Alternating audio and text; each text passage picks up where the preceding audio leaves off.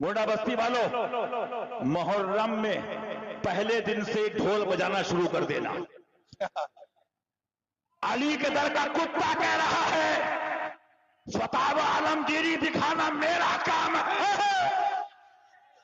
हमारे बाप दादा ने सोने और जवाहरात और गड्डियां नहीं थमाई हैं। हमें पैदा होने के बाद बिस्मिल्लाह खानी के बाद अल्लाह ताला नबविया फिल फतावा रज़विया हाथों में दी है। सुभान अल्लाह, सुभान अल्लाह, सुभान अल्लाह। पहली मुहर्रम को ढोल बजाओगे, कितने मर्द के पूत हैं? बजाओगे? सब पूछेंगे क्यों बजात हो? ये अब जवाब सुनो बाबू। सब पूछेंगे क्यों बजात हो? कहना बाबू हमने गौवा को जमा करे हैं, हम गौवा वालों को जमा करे हैं, तू का कोई खबर नहीं है। हम तो फतावा आलमगीरी पढ़े हैं, क्योंकि ऐलान के तौर पे ढोल बजाने की रुख्सत है। अब कहने तू का ऐलान करत हो? कहना बाबू हम ऐलान करत हैं कि इमाम हुसैन का महीना शुरू होगा। ढोल बजेगा तेरा ढोल, मरेगा तब ढोल बजेगा।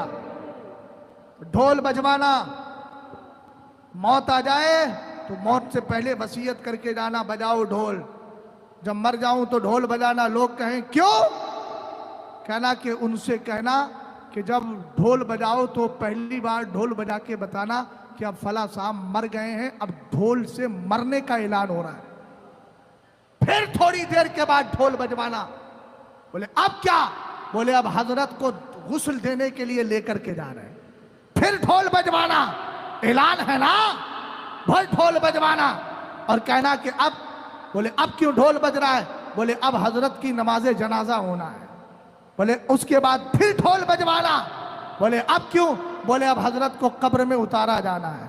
फिर ढोल बजवाना, कहना अब क्यों? कब हजरत बिल्कुल अंदर चले गए हैं और कब्र बंद हो गई, अब आप लोग घर जा सकते हैं। क्या दीन को तमाशा बना के रखा है इस कौम ने। 10 दिन ढोल बजाना। हमने कहा हमें मालूम है तू कहां जाके बैठने वाला है। बात समझ गए? आला हजरत की आधी बात बयान करके अगर कोई कितने ही बड़े पीर और वली का बेटा क्यों ना हो, याद रखना हम बेटा नहीं देखते।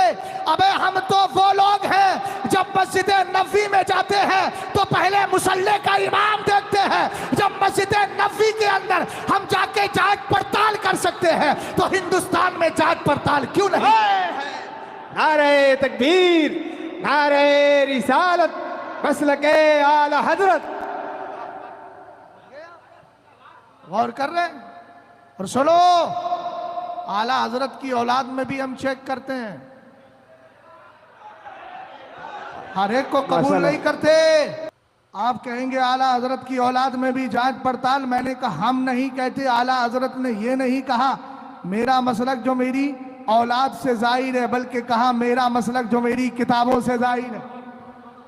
और जब आला हजरत ने कह दिया कि मेरा मसलक जो मेरी किताबों से जाहिर है, तो अगर आला हजरत की किताबों पे अमल करने वाला अपने वक्त का मौलाना हामिद रजा खान होगा तो हम हामिद रजा खान नहीं हुज्जतुल इस्लाम के नाम से याद करेंगे। अगर अमल करने वाला मुस्तफ़ा रजा खान होगा तो मुफ्ती आदम के लक़ब से याद करेंगे। अगर अमल करने वाला इब्राहिम रजा खान होगा तो मुफस्सिर आदम के लक़ब से याद करेंगे। अगर अमल करने वाला अख्तर रजा खान होगा तो हम ताजुश शरिया के लक़ब से याद करेंगे।